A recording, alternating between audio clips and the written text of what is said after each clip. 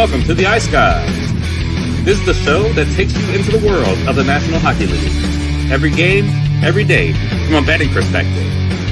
With pro sports handicappers, Ian Cameron, Alex B. Smith, and various guests from the world of hockey and sports betting. And now, here's your host, Ian Cameron.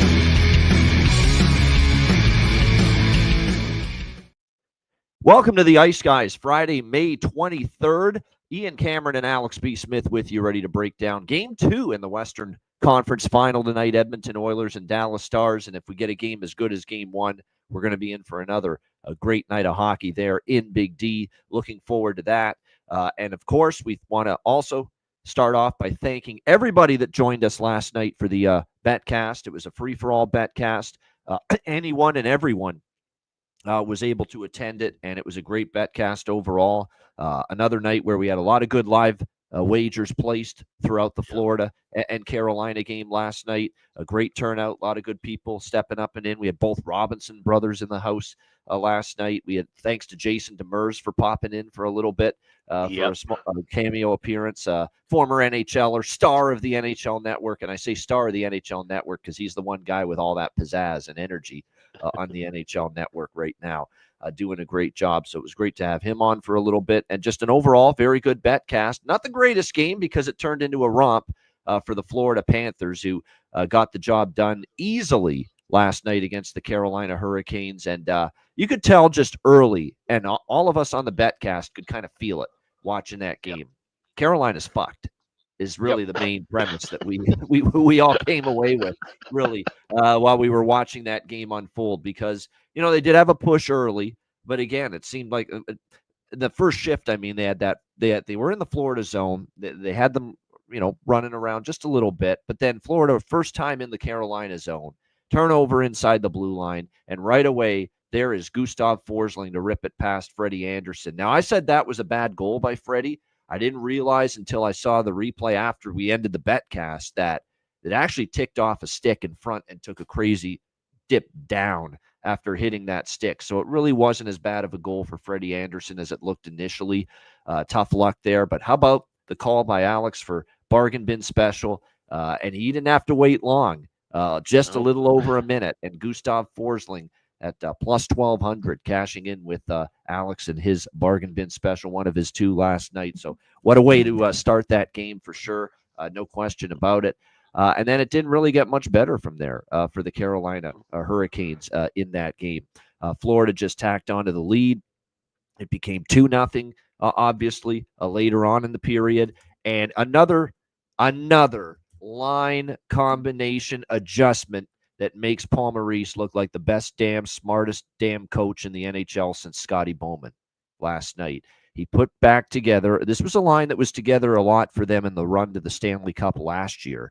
But this year they haven't really gone back to it, but just had the sense and the feel, and that's what Paul Maurice has at this point, a feel for his team, a pulse for his team. And he decided last night, I'm putting Sam Bennett, Matthew Tkachuk, and Carter Verhaeghe together once again as a line. And did that line ever dominate?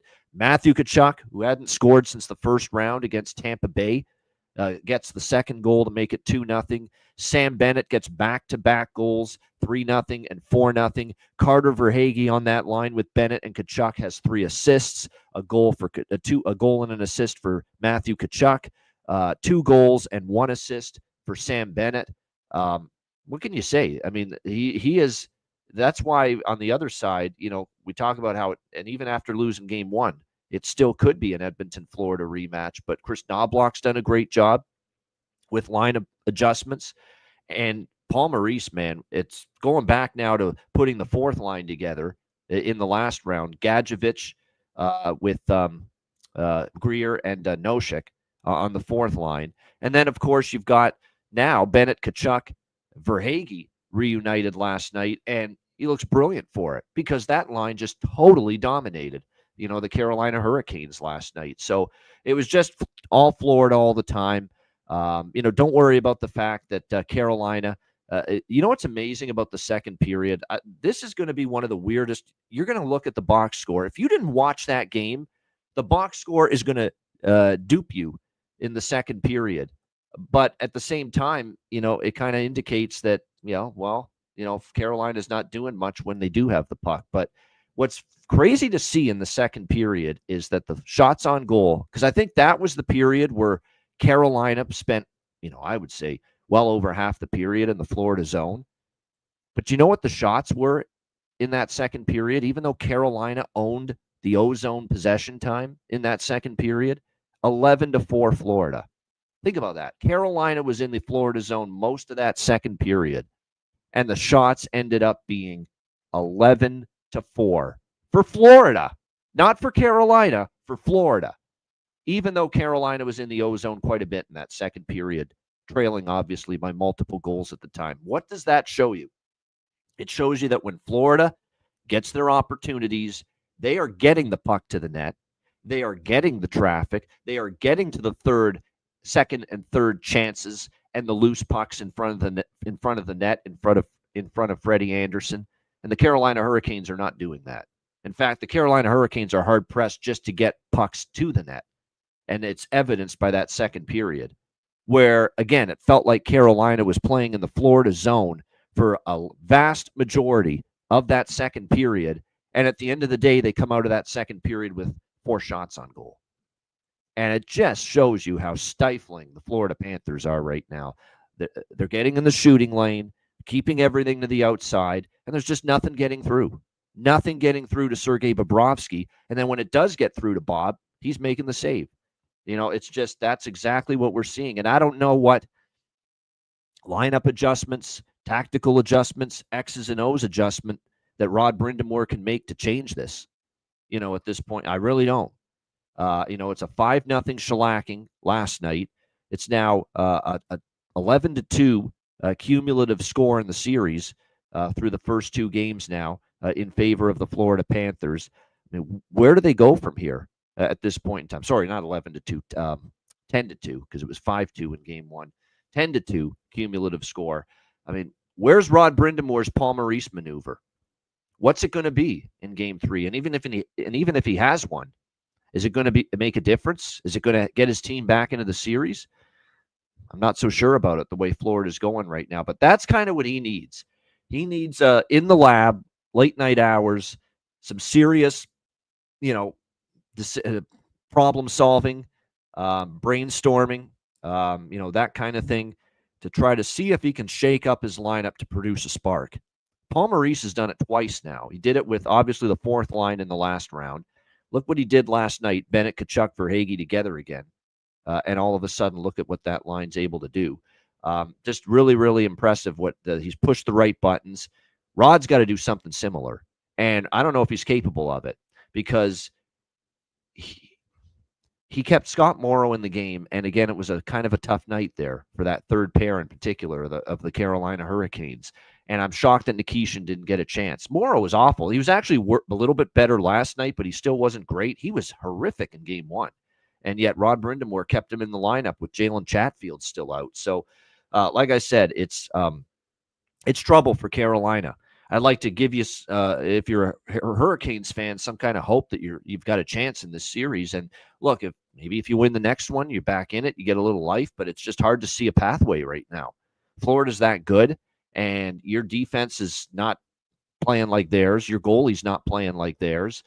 They're getting the pucks through. They're getting to the loose pucks and the rebound chances, and your team isn't.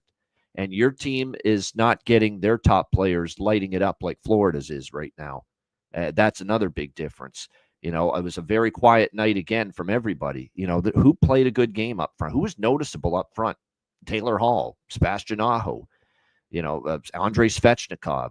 Where were these guys? Where the hell was the whole lot of them last night?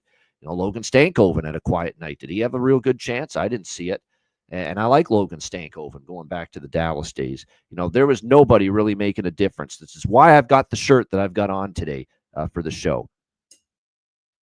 There you see it. And we should take the him out. It's can't find them with a telescope, as in the whole fucking Hurricanes team last night in that game 2 loss to the Florida Panthers. So, like I said, it's back to the drawing board for Carolina because you got to just keep playing and keep hoping you find a breakthrough and a way back into this series.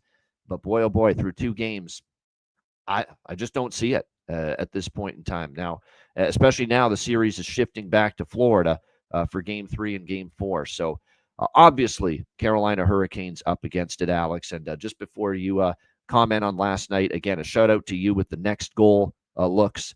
They've been just absolutely been on a heater with those the last 2 nights on the BetCast. Mention that great record you got.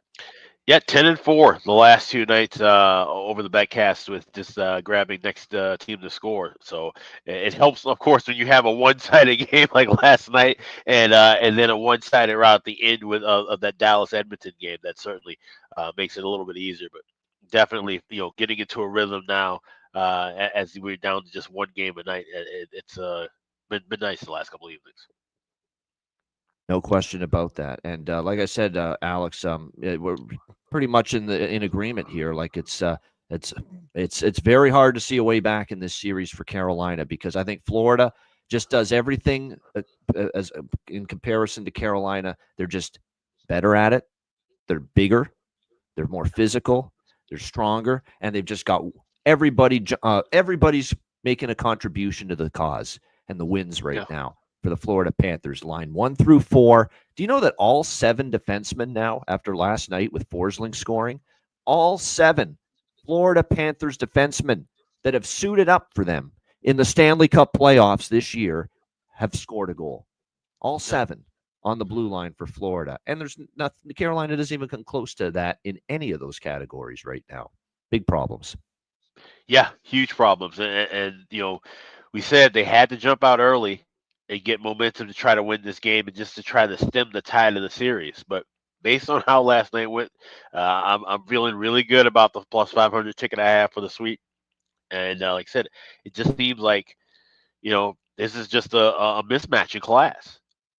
Carolina played Florida style all year long, and that helped them. But once you play against the team you're emulating, they just simply can't stack up. So, at this point now, it's a matter of taking things game by game from a betting standpoint.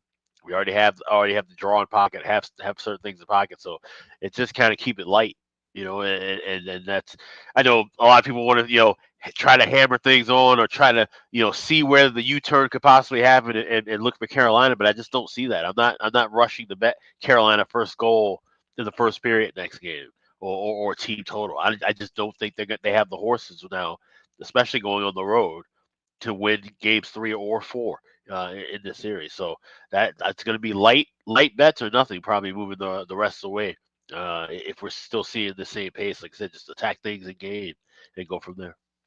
No doubt. We do have some NHL news items to mention just briefly before we get to tonight's Oilers Stars game 2. So we'll get to that now. This is breaking news from the Ice Guys. So we know that we knew this was going to happen, but it was late afternoon, early evening yesterday. It was confirmed Brendan Shanahan out as president of the Toronto Maple Leafs. And I know Keith Pelley, the MLSE president and CEO, had his press conference about an hour ago. I don't know if I loved what I heard, quite honestly, because Keith Pelley's making it sound like there's not going to be a new Leaf president. They're not replacing Brendan Shanahan with someone else. Keith Pelley said that he's going to work closer with Brad Treliving and Craig Berube moving forward. Keith Pelley's not a hockey guy. That's the concern I have with that. And when I hear something like that, I'm not. Keith's pretty smart, and he's been involved in the golf scene. I know he's been involved in Ryder Cup stuff in the past.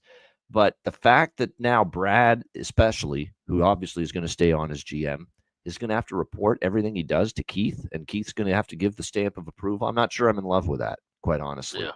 Yeah, I'm not sure I'm in love with that. I would, if I'm Keith, I'm just saying, well, why do you not want my seal of approval? Why don't you just have faith in the hockey people to do it, like Brad and his group, his management group? Why does Keith Pelley have to interject with his? Oh, this only can go through if I say so.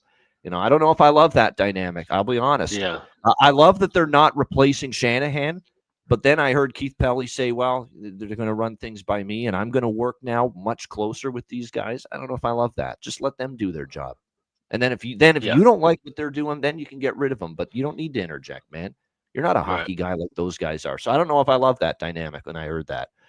earlier today from Keith Pelly for sure. So, like I said, he was assistant. Yeah, I know he was a television guy way back when. He was Sportsnet and with TSN back in the day. So, like I said, I didn't love hearing that, but still, I am glad that they removed Shanahan from his post. There's no doubt. So, yeah, they are. I heard too, Jonathan, they're going to the Leafs had the most people working in their hockey department of any team in the league, like 160 people. Think about that. Their hockey department's like 160 fucking people.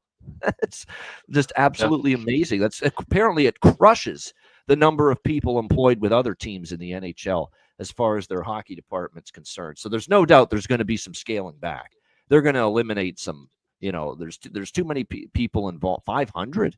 I heard just in the hockey. That might be MLSE, but I know in the hockey side, I heard it was like 160. Either way, that's a big number, too big, in fact. So they probably need to cut that down, make it. Yeah, you're joking. Okay, that's what I thought. But 160 for the hockey side is still way too much. So I agree. They got to cut that out. And I think make it a smaller group, and we'll see what they do moving forward. But interesting to hear that Keith Pelly might be more hands-on with the Leafs next year. And then the other bit of big news today was, well, it's funny. It's kind of linked to Brendan Shanahan because Brendan Shanahan was linked to this team, potentially becoming involved in the organization. But we're talking, of course, about the New York Islanders, who have decided to hire Matthew Darche as their new general manager. And I like the move because there's a guy that's been the director of hockey operations for the Tampa Bay Lightning for many years. He's obviously done a solid job, lots of experience now as an executive. And I just like that they didn't go the Shanahan route. That's a big reason why I'm already giving this, hey, nice job, Islanders. I think he's deserving. He's been knocking on the door of a GM job for about a couple of years now, Matthew Darche, learning from the likes of Brisebois and company there in Tampa Bay. I think he learned from I think he just got there and started with Tampa when Yzerman still was the GM there a long, long time ago. But yeah, he's been in the mix for a bunch of GM jobs now for the last couple of years. So like I said, Matthew Darche, we wish him well, and a new era begins for the New York Islanders.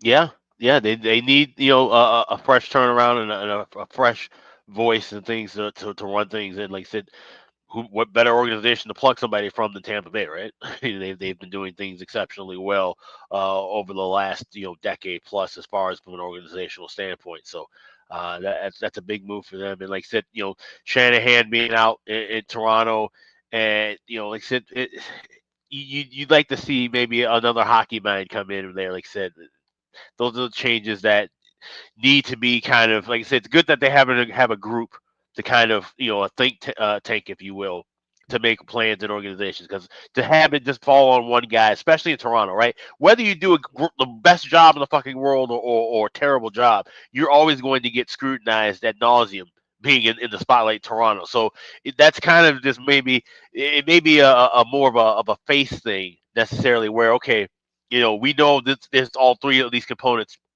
making a plan together, but Pelly's probably going to be more of the face, to face the media, do the press conferences and so on and so forth. And maybe if that balance works for them and they're able to accomplish what they're looking for, then so be it. But it's interesting. We're seeing a lot of moves, and we're going to see a lot more of these, I think, front office and kind of organizational moves. We've been seeing these coaching moves and assistant moves as well. So, that this is that time of year where teams, got a month until the draft. So everybody wants to get everything in position for this draft and this upcoming free agency class. Not just this year. You look at how big next year's free agency class is as well. So front office moves, coaching moves right now are really important for not just this season, but, teams who are making 2-year, 3-year plans. Yeah, no question. And like I said, for the Islanders, you're right. Maybe Brendan Shanahan does go in there as president. That's still a possibility, but I wouldn't want that because it's going to be the same stuff we saw with the Leafs where, the GM's got to run it by Shanahan if Shanahan is hired by like Matthew Darche is not going to have autonomy then, to do whatever the hell he wants. So I don't like that dynamic. If I'm the Islanders, I just say, let's let Matthew Darche do what he thinks is necessary to make this team better and not worry about hiring, a president to usurp him or to answer to. But we'll see if the Islanders stick with Darche or if they do go that route and put a president figure in place. All right, let's turn to tonight. We've got Game 2 of the Western Conference Final, and Game 1 was a spectacular game. Of course, we had our Patreon betcast that night. The game was awesome. and you hope game 2 and the rest of the series is just as good. We've got Edmonton taking on Dallas. Dallas minus 115, home favorites. 6.5 the total, which is a bump up from the 6 we saw in game 1, obviously, with that game soaring over the total. Dallas leading the series 1-0. 5-on-5, Edmonton was better in game 1 than Dallas. The problem for Edmonton was the penalty parade in the third period that completely turned that game around. You are now down to the 4 best teams standing in the NHL. If you are going to go to the penalty box 3 straight times and you're going to wear out your penalty killers, you're going to prevent your best players from getting onto the ice for a regular shift because you're basically killing penalties for 6 straight minutes like Edmonton was early in that third period of game 1, you're just asking for trouble and you're asking to lose the game. It's just that simple.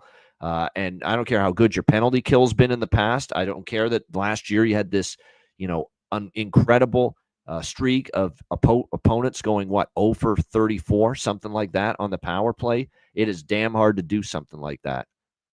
And when you go 3 times in a row to the box early in the third period, you're eventually going to pay the piper against a really good team. And Dallas, to their credit, made Edmonton pay.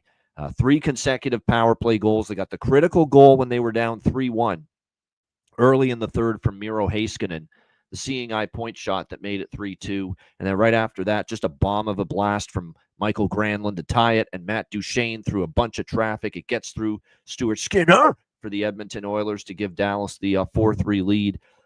3 straight power play goals. All the momentum was right there again with Dallas. Edmonton did have a couple chances, but again, once Jake Ottinger gets the lead in the third period, good luck beating him and good luck scoring against him, because he has just had this brilliant ability to just shut it down when his team gets a lead for him, especially in the third period. And we saw that again, obviously, in game 1. And Dallas ending up with the 6-3 win. They get the Tyler Seguin goal to make it 5-3, and then the empty netter from Esa Lindell. Yet at 5-on-5, there was a lot to like from the Edmonton Oilers. At 5-on-5 play, they carried the play. If you look at all those advanced numbers, yes, possession and expected goals were in Edmonton's favor at 5-on-5 even strength. The key for them is you cannot just take successive penalties like that in a row. And Dallas can't do that against Edmonton either. I'm pretty damn sure that if Dallas had done that against Edmonton, take 3 penalties in a row like that, they probably would have paid for it too. Yep. Because these are great teams and great power plays in particular, with everything that is going on with what these teams can throw out there, obviously, with the man advantage. Obviously, we talked about Stuart Skinner and the fact that, 5 goals against, 22 saves on 27 shots. I'll be honest, though, there's not a ton that I would have totally, faulted him for. I fault Edmonton more for taking all those penalties. The Heiskanen was a seeing eye shot. Nothing he could do. Seguin on the first goal in the first period was just a great shot on a clear breakaway. So that's not an easy save to make. Granlund was a bomb. I don't think anyone was stopping that shot. It was an absolute seed, a BB off the stick of Michael Granlund to tie the game.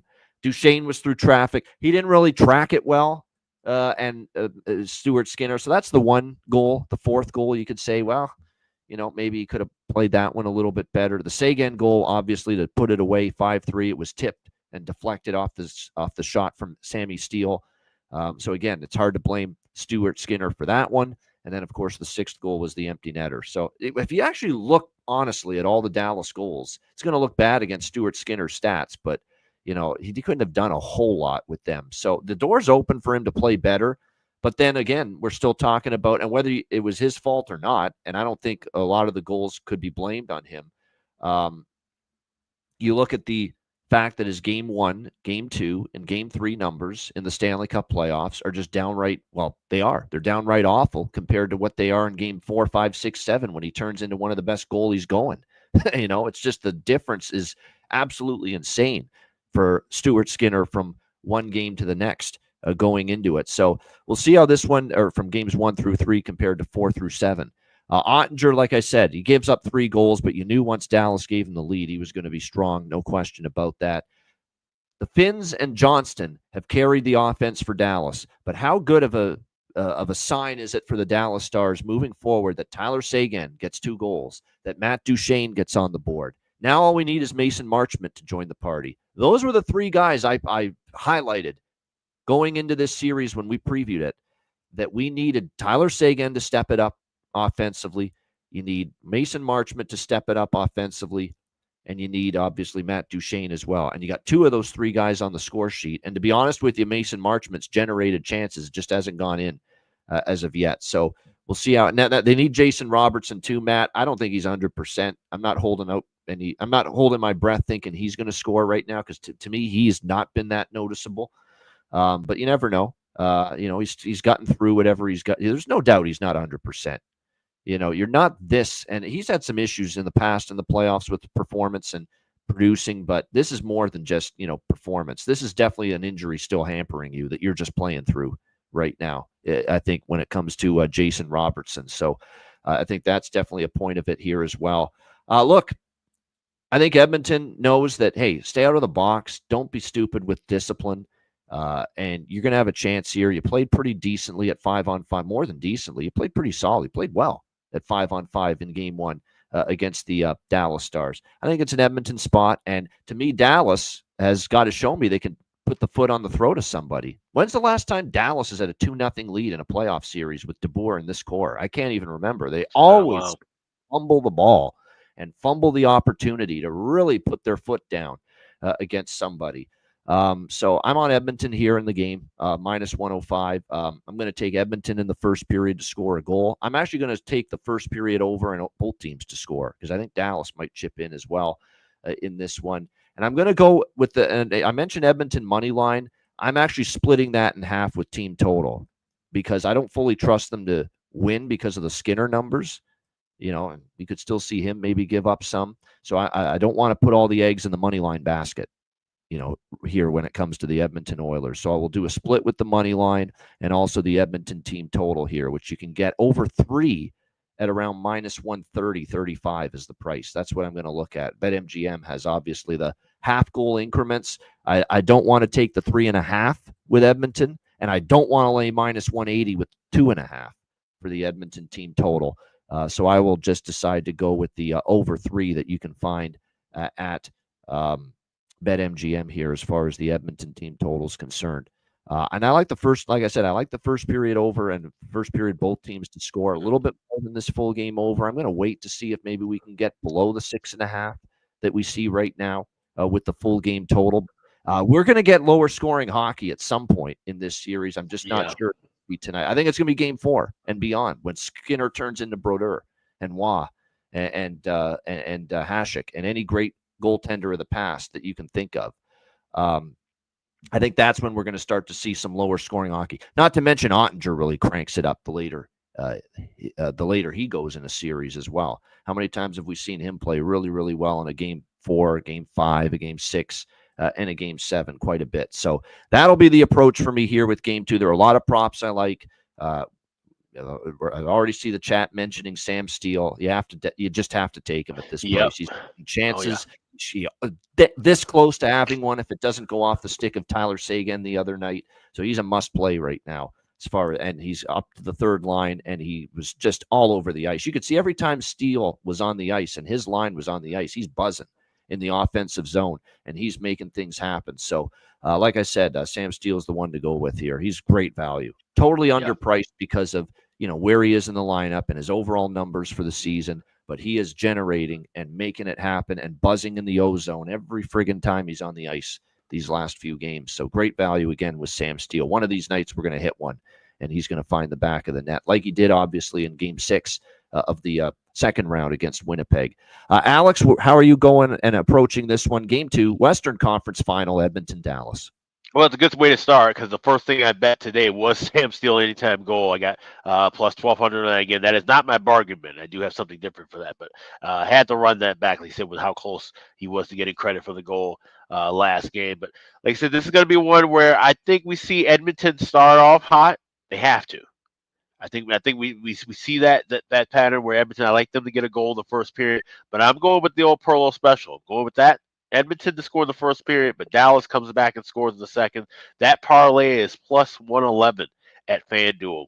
So I think there's a really, really good number on that. I also like the first period over. I will be waiting live for that I'm seeing minus 130, 135. We can wait for that to try to drop closer to plus money.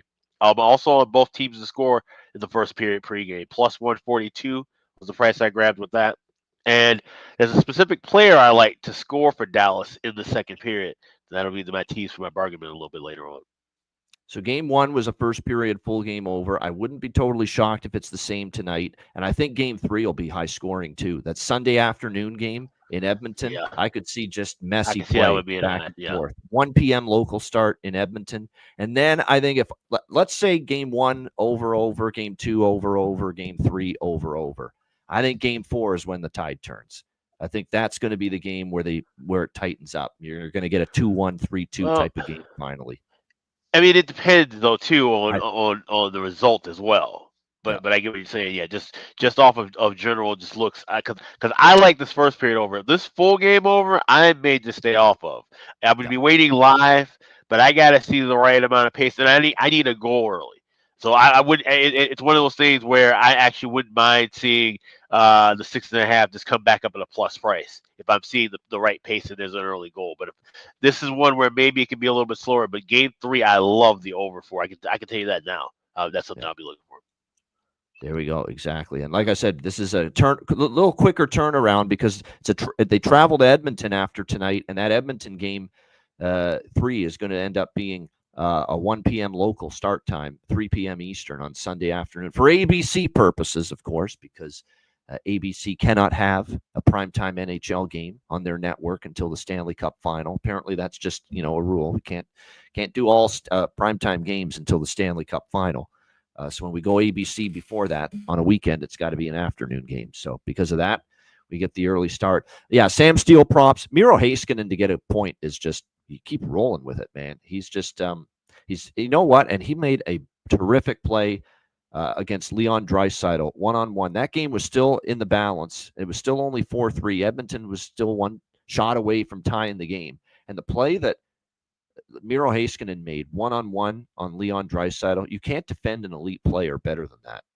He was just stayed right with him, got the stick in the way, and just ended up taking the puck. And then to have the poise and the confidence to just pirouette away from Draisaitl after winning the puck battle, and just a nice, beautiful, quick, on-the-tape outlet pass to the neutral zone.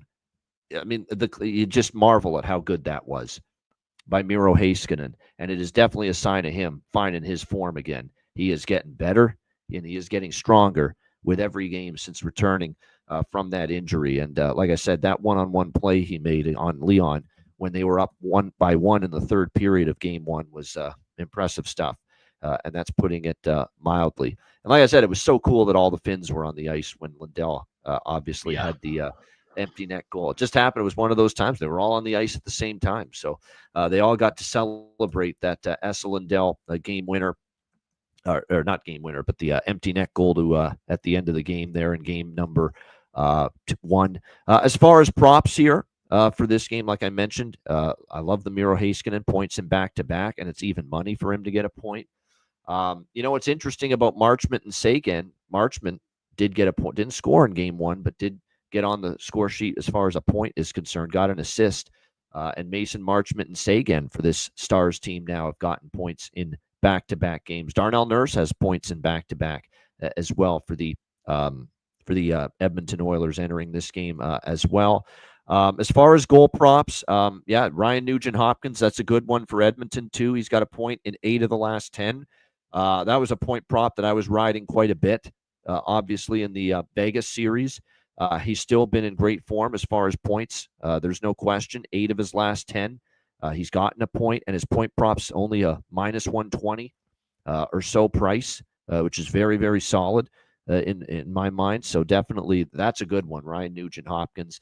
And as far as Edmonton with the goal props, we mentioned it. We're going to have to see Knobloch sometimes will shake things up off a loss. But as of right now, it looks like he's going to give this lineup one more shot. Because look, he liked the way they played at 5-on-5 in game 1. He said it after the game. So I don't see big changes. I see Kulak, Bouchard, Nurse, Stetcher, Wallman, Klingberg. The blue line's going to be the same. The Nuge, McDavid, and Hyman on the top line. Podkolzin and Kapanen are still lined up next to Leon Draisaitl. on the second line. So I still think to look in the direction of both Podkolzin and Kasperi Kapanen, are great value looks, no question, as long as they stay on that second line with Draisaitl. Kane, Henrique, and Brown, that line actually needs probably a little bit more than they showed in game one.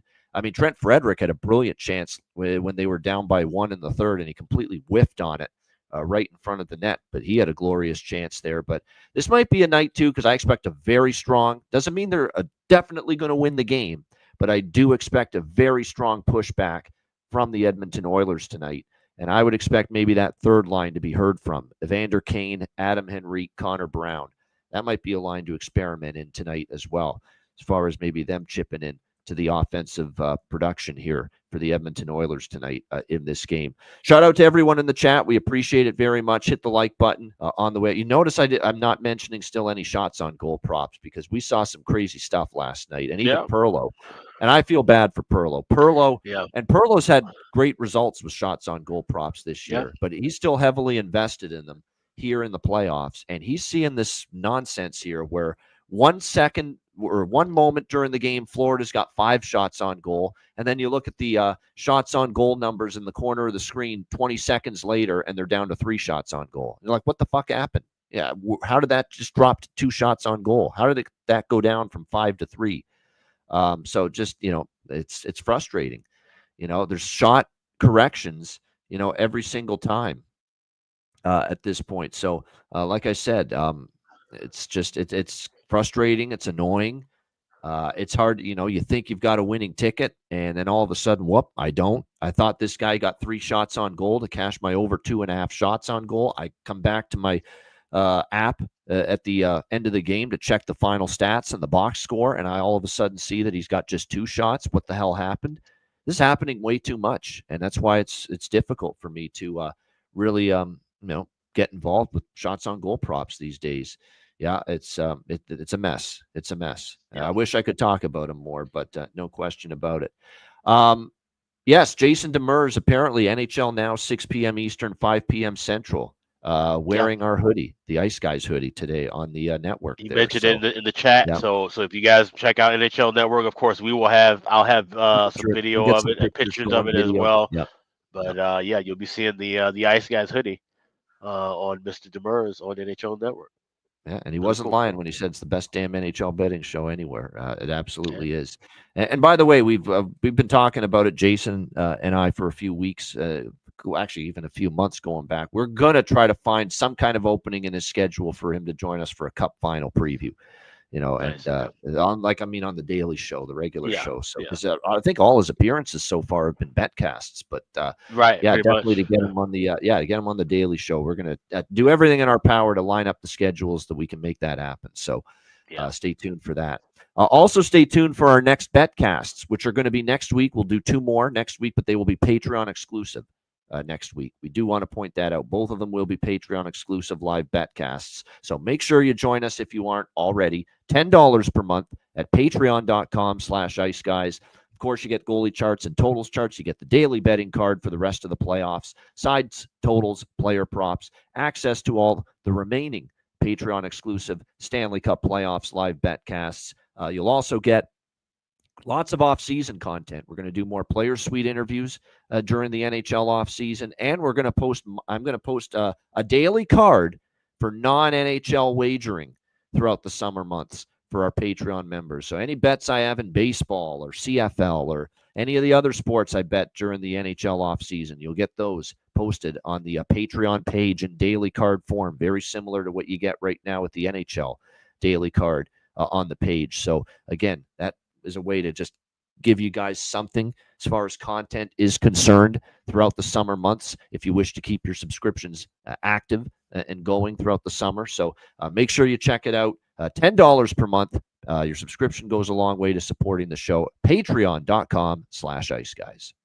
Also, check out the Ice Guys store, iceguys.myspreadshop.com. The hoodie that you'll see on NHL Network later that Jason Meurs is wearing, that is available, as is all the T-shirts and caps and mugs and all kinds of different things. You can also save 20% off on your order for the next 3 days. Part of a Memorial Day sale. 20% off. You hit the redeem button at the homepage, add all the items you want to your cart. 20% will be taken off at checkout. So that's 3 days left to save 20% off on everything at the Ice Guys store. That's iceguys.myspreadshop.com. No doubt. Now, Bailey's point is valid that he says shots on goal means that the puck needs to have the chance of going in on net. Doesn't matter if goalie touches it when the pucks go left or right or too high. Posts don't count. That is all true, but I've seen multiple instances where it looks like the shot and the puck goes right on the area of the net, and the goalie makes a save, or it hits something, hits the goalie and then bounces wide, and they don't register it as a shot. So that's true, but I noticed they've missed some as well. So, like I said, it's an exercise in stress and frustration for shots on goal bettors these days. That's the main point of what I'm trying to say. All right, we got bargain bin special of the night and best bets coming up in just a moment, right after we hear from our great Ice Guys sponsors.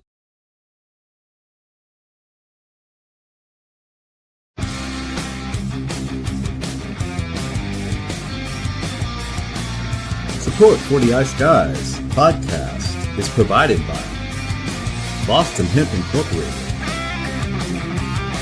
Tailgaters Social, and a big thank you to all that subscribe to the Ice Guys Patreon page.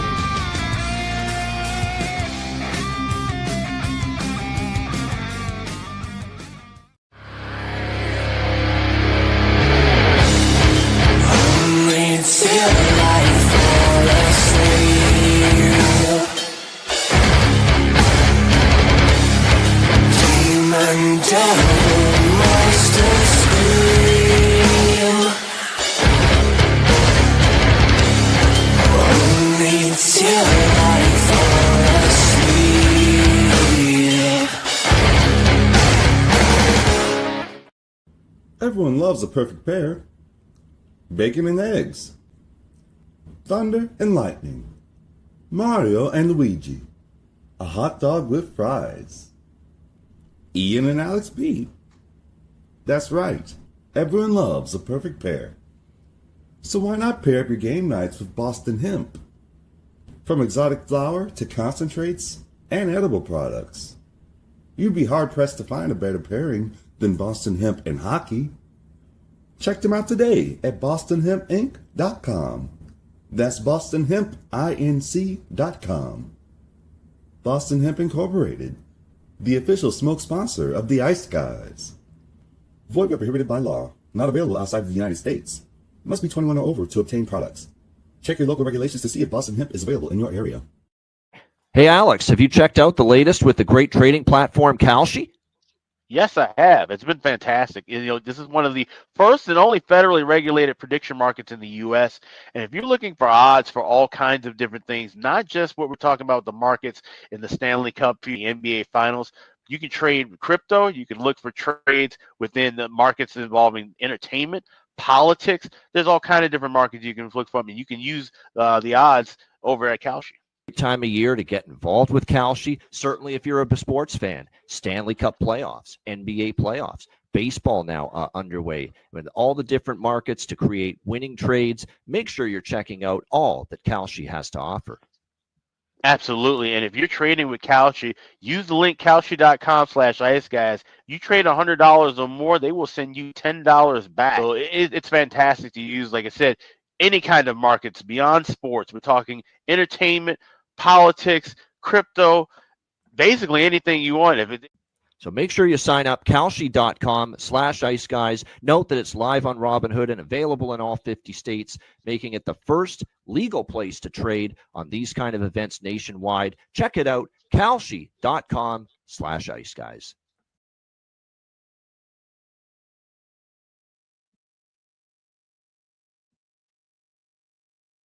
Shout out to all our great sponsors, Boston Hemp Inc., 20% off using the promo code IceGuys at bostonhempinc.com. And check out the great trading platform, sports, crypto, politics, entertainment, and more. A great trading platform, Kalshi, Facebook.com/Ice Guys. All right, bargain bin special of the night. Alex has an encore to follow from last night with Gustav Forsling at plus 1,200. Not only that, but first goal of the game. And shout out to Sam Calmer, friend of the show, Yeah. longtime viewer and listener of the show.